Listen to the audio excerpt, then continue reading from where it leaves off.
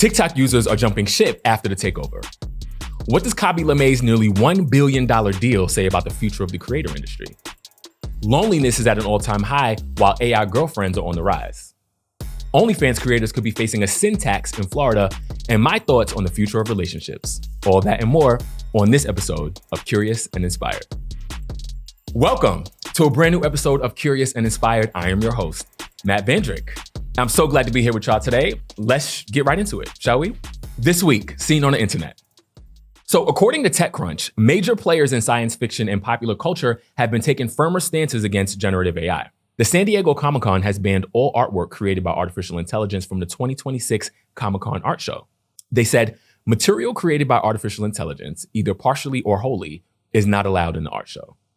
The Science Fiction and Fantasy Writers Association, SFWA, updated its rules for the Nebula Awards, noting that works written entirely by large language models would not be eligible. The streamers have been talking and so have the blogs. There is trouble in paradise. Seems like all the big internet couples are breaking up. Desmond and Christie are getting divorced. Kai Cenat and Gigi have broken up. The way that these people are getting attention, you would think it's Brad Pitt and Angelina Jolie. Why do we care so much about these people's lives? The internet is great at getting us addicted to celebrities and having us dialed into these parasocial relationships. But in real life, what people are saying about you on the internet doesn't actually matter. We don't know these people and the people don't know you. So live your life for you. In the last episode, I mentioned that Oracle was taking over TikTok, and as a result, users are fleeing the app. The privacy policy now collects precise location data along with information like race, religion, sexual orientation, and gender identity. Further, select content is being suppressed, for example, anything related to Epstein in Palestine. App deletions were up 150% in just the first couple of days after the takeover. Yikes. Signals versus noise. This is Signals versus Noise, where we take the headlines and figure out what actually matters and what's just noise, because not everything loud is worth listening to. And this is our first Valentine's episode, an episode where we were inspired to include a few stories dealing with relationships and, dare I say, love. Let's get into it. First up, there is a male loneliness epidemic, a growing trend where men report fewer close relationships and a greater sense of disconnection. Men are relying almost exclusively on romantic partners for emotional support, and this is leading to devastating health consequences, depression, anxiety, and skyrocketing suicide rates. To deal with this, some men are turning to AI girlfriends built specifically for companionship. Platforms like Character.ai, Kindroid, and Replica are becoming the go-to for emotional support and allowing its users to build companions just for them, customizing everything from looks to voice to body type. Now, I know the me in real life crowd is probably laughing at the notion of creating a fake partner, but let me tell you why this is a critical signal that shouldn't be dismissed or judged so easily. The stats don't lie. 15% of US men report having 0 close friends, a massive jump from 1990. This is more than a minor social issue. It's reaching crisis levels. If chatting with an AI partner for even an hour a day could reduce the loneliness epidemic, what's the harm in considering it? Plus, look at the traditional ways that we see companionship throughout history. Conventional dating, dating apps, marriage, escorts, OnlyFans subscriptions. We're going to get to that a little bit later. AI partners are arguably cheaper than all of that. With the economy in shambles, some people are genuinely using this to deal with crushing loneliness. Former NBA player Matt Barnes recently revealed that he got scammed by an AI bot on Instagram. According to Barnes, a bot slipped into his DMs, the combo turned spicy, and the bot scammed him for $61,000. Throughout the entire ordeal, Barnes claims he had no idea it was a bot. But let's be very clear about this for a moment, please. Though it was technically labeled a bot, this was a bot being controlled by an actual human who scammed him. All the men creating their own companions can rest assured that their built-from-scratch partner will not be scamming them for cash. This is a signal because loneliness is brutally real, and tech companies, software developers, and AI builders are paying close attention to what their audience desperately needs. Character.ai has 20 million monthly active users, and more than half of them are under the age of 24. That should tell you everything you need to know. Reuters reports that a 19-year-old identified as KGM and her mother, Karen Glean, are suing TikTok, Meta, and YouTube, alleging that these companies knowingly and deliberately created addictive features that destroyed her mental health and led to self-harm and suicidal thoughts. Snap, also named as a defendant, settled just last week under undisclosed terms, which may show their confidence in their ability to defend these charges. Sarah Gardner, CEO of the nonprofit Heat Initiative, says, for parents whose children have been exploited, groomed, or died because of big tech platforms, the next 6 weeks are the first step toward accountability after years of being ignored by these companies. Further, she says, these are the tobacco trials of our generation. And for the first time, families across the country will hear directly from big tech CEOs about how they intentionally designed their products to addict our kids. We gotta sit with that for a moment. The tobacco trials of our generation, it's a heavy statement. We're talking about the same playbook. Companies knew their products were harmful, especially to young people, but they kept pushing them anyway because the profits were too massive to walk away from. Tech executives have repeatedly been hauled before Congress. We've all seen the clips of Mark Zuckerberg, Shou-Hsi Chu, the TikTok CEO, and others sitting in these uncomfortable chairs after answering questions from senators. These companies have faced few real consequences and virtually no meaningful regulations in the United States. They show up, they apologize, they promise to do better, and then they go right back to business as usual. As important as this fight is, without any real consequences, social media will continue to be designed in ways that are fundamentally harmful to youth. That's just a fact. The same cycle will continue. Outrage, hearings, promises, and then silence while millions of kids get caught in the addiction trap. And for that reason, as much as I want to believe this trial matters, this is noise. Maybe KGM will get a settlement. Maybe her family will receive some sort of financial compensation for the damage done. But what about the rest of the millions of young people who have self-harmed or contemplated suicide because of these platforms? What about the kids who have actually ended their lives? What changes for them? What changes for the next generation of teenagers who are scrolling right now, whose brains are being rewired by algorithms designed to keep them engaged at any cost? Nothing changes. And that's the hard truth. One lawsuit, even a successful one, doesn't reform an entire industry built on addiction. Until there are systemic regulations, real bans, real age verification, real consequences for executives who prioritize engagement over the well-being of children, we're just watching the movie play out. Khaby Lame just made $975 million. Yes, nearly $1 billion. Khaby Lame is a 25-year-old Senegalese Italian content creator and the world's most followed TikToker with over 160 million followers. Known for his silent, deadpan, expressive reactions to ridiculously overcomplicated life hacks, he rose to global fame during the COVID-19 pandemic after losing his job as a factory worker in Italy. From unemployment to almost $1 billion in just a few years ain't a bad deal. Rich Sparkle Holdings, based in Hong Kong, believes they could generate $4 billion a year. Not a one-time cash payout, not a flash-in-the-pan influencer deal. They're projecting $4 billion annually from this one person's brand and likeness. A major part of Khaby's deal involves something called AI digital twin integration. In this agreement, Lame has explicitly authorized the use of his Face ID, Voice ID, and behavioral models for AI digital twin development. In simple terms, they can replicate him digitally, perfectly, indefinitely. This deal could open the door to multilingual, multi-version content production, meaning Khaby speaking fluent Mandarin, Spanish, Arabic, whatever language they need, and also enable cross-time zone, long-duration virtual live stream commerce. Imagine Khaby Lame hosting a live shopping event in 5 different countries simultaneously in 5 different languages, 24 hours a day, without ever actually having to be there. That, my friends, is the signal. This is the future, and it's happening right now. Remember when I told you that Matthew McConaughey filed a trademark application specifically to prevent his likeness from being replicated by AI without his consent? So he took the defensive approach. Lock it down, protect yourself, and don't let anyone clone you. Well, Khaby took a completely different route. He authorized the use of his likeness for close to $1 billion and positioned himself as a mainstream stakeholder in the deal. Instead of fighting the machine, he leaned in. He's monetizing it, he's owning it, he's saying, go ahead, clone me, but I'm getting paid and I'm controlling how it's used. It's a radically different approach, and it's a huge indication of what's to come. It seems there's a ton of value for creators who own that process rather than resist it. But here's another layer that's not lost on me. Lame's deal comes at the exact time that there's a US takeover of TikTok. As the United States moved to seize control of the platform, Khaby Lame, the biggest creator on TikTok, decided to do something radically different. He didn't wait around to see what happens. He locked in a nearly $1 billion deal that doesn't depend on TikTok existing at all. That timing is not a coincidence. Pay attention to what it really means to think beyond the platform. A sin tax has been proposed for OnlyFans creators. The OnlyFans platform, which has paid out over $25 billion to creators since 2016, is now facing a proposal for a crushing 50% tax specifically targeting the creators themselves. As CBS News reported, James Fishback, a Florida Republican candidate, gunning to be the next governor, is suggesting this massive sin tax on OnlyFans income to, and I quote, disincentivize and deter a behavior. So in case you're living under a rock, OnlyFans is a London-based subscription-based social media platform that launched in 2016.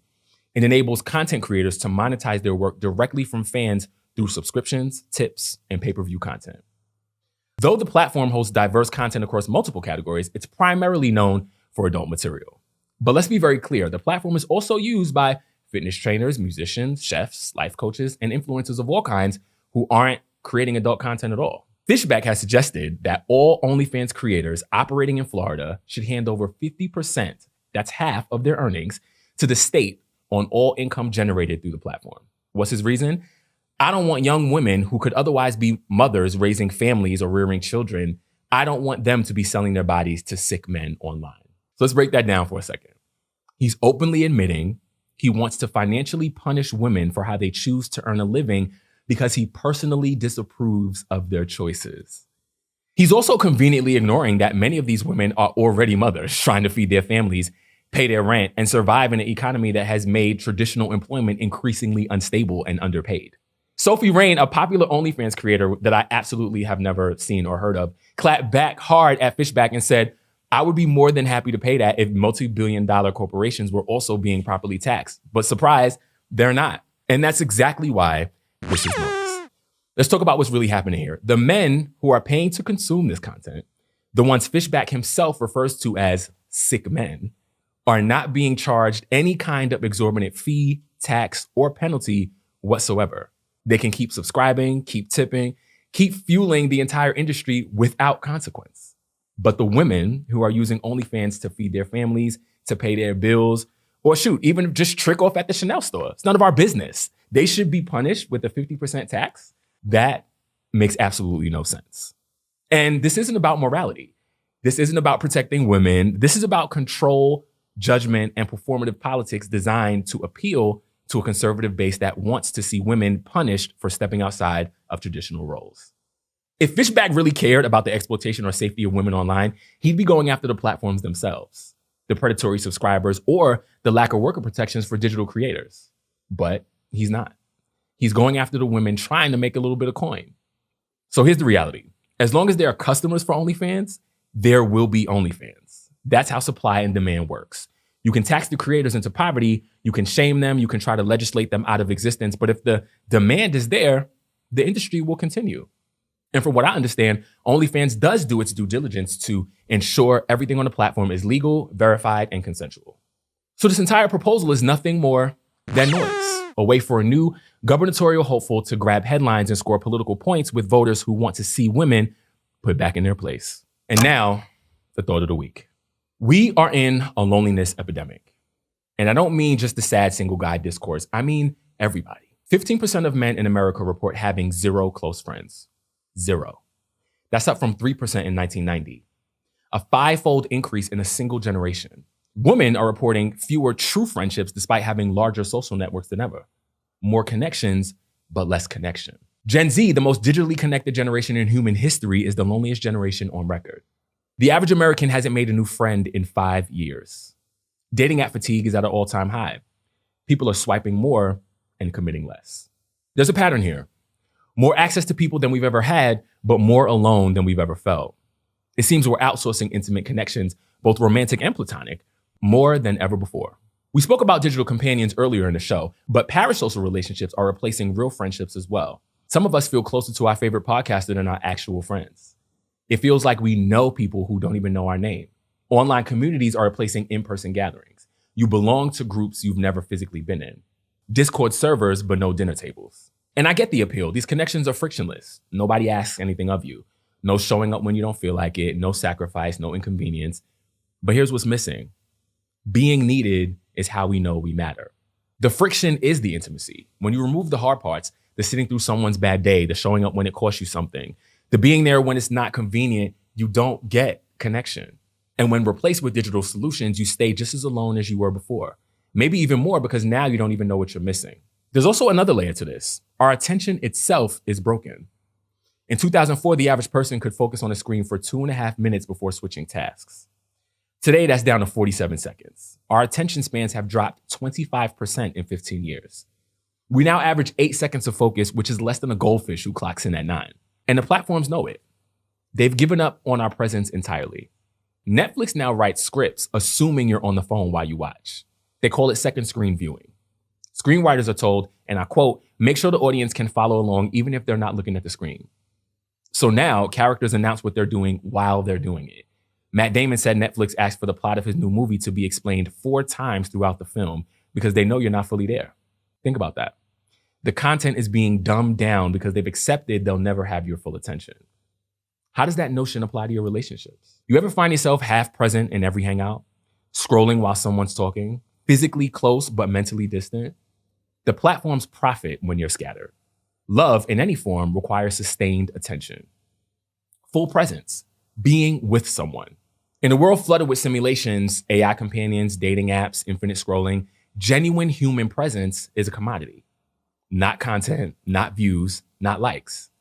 Actual presence, being fully somewhere with someone as yourself. That's the new premium. So here's what I want you to walk away with. Audit your presence across all of your relationships, not just romantic, friendships, family, and community too. Who gets the real you? Not the half listening, scrolling while they talk you, the real you. Is it anyone? We spread ourselves so thin trying to be everywhere online that we're not really anywhere in real life. Take the audit. Where do you actually show up and for whom? Embrace the friction. The hard parts, showing up when it's not convenient, is the price of connection. Being needed is how we know we matter. Invest in the physical. Live events, dinner parties, actual gatherings with actual people in actual rooms. Now with AI, you can fake a photo, but you can't fake the feeling of the vibes in a room with your favorite people. Choose depth over reach. The algorithm rewards shallow and wide. Real connection requires narrow and deep. 5 people who actually know you beats 500 who follow you. Give your presence like it's precious, because it is. To your partner, to your friends, to your family. It's the one thing you can't automate, you can't fake, you can't scale. And it's the thing everyone around you is quietly starving for. The tide is turning and people are hungry for what's real. So this Valentine's Day, whether you're in a relationship or not, the most valuable thing you can offer isn't a post, a gift, or a gesture. It's putting your phone down, looking someone in the eyes, and actually being there. For a partner, for a friend, for yourself. I'm taking my own advice here, and I want you to do the same. It's very easy to get caught up in our own worlds, the routine and the noise, the superficiality of modern life. The year is still young, and in a world where it's so easy to rabbit hole into digital spaces, make sure you carve time for the real ones. And then, of course, you have to find the real ones. Who are your people? You find the real ones by being real with yourself first. We will all reach a point in life where it takes more than common space to equal common ground. When we're younger, who you go to school with, who's in the same club or organization, who's on your sports team, those tended to be your people by default. As we grow older, there's a thirst for more. Your integrity, your views on life, your moral compass, and the things that excite you can lead you to more genuine common ground than superficial group dynamics. Defining and discovering your own identity and vibrating in that every day will guide you to the people you resonate with the most. And now that brings us to Ask Matt. Let's get into it. Let's go to our question of the week. I'm struggling to meet genuine people. Why is it easier than ever to find people, but harder than ever to deeply connect? It's a good one. Well, first, what do you call deeply connect? Because if you slide in DMs, that ain't it. Your goal should match your approach. If you genuinely want deeper connections, you should invest your time in places and spaces that require depth. Trade the bar for an art gallery. Trade DMs for live meet and greets. It's easier than ever to find people because that's the nature of the digital world we live in. There's a new person a swipe away 24 hours a day. And that by default will really get you a connection that lasts. But meeting someone in person opens you up to explore common interests more genuinely and start building the foundation to grow from. This one, I gotta say, is up to us. As much as I like to call technology to the mat and talk about how these platforms are affecting our behavior, this one really is our job to do. We want real people. We got to approach the playing field in real ways. Also, you got to be vulnerable. Nobody cares about how many followers you have. And if they do, that ain't the one that's going to give you the depth you're looking for anyway. Show up as your authentic self and let people see the real you, which of course requires you to know the real you. I firmly believe that if you're showing up authentically, then that authenticity will find you in return. So let the energy you project consistently lead the way. And that is the show, ladies and gentlemen. I had so much fun here with you today. I am your host, Matt Vandrick. Can't wait to see you next time. Happy Valentine's Day. Go out and talk about some of the stuff that we talked about here today. Enjoy yourself. Be safe. As always, stay curious, stay inspired. Y'all be good. Peace. If you enjoyed this episode, be sure to like, comment, and subscribe. And stay tuned for new episodes Thursdays bi-weekly at 8 p.m. Connect more with me at CuriousInspired.com and at CuriousInspired on all socials. Thanks for watching. As always, stay curious, stay inspired. Y'all be good. Peace.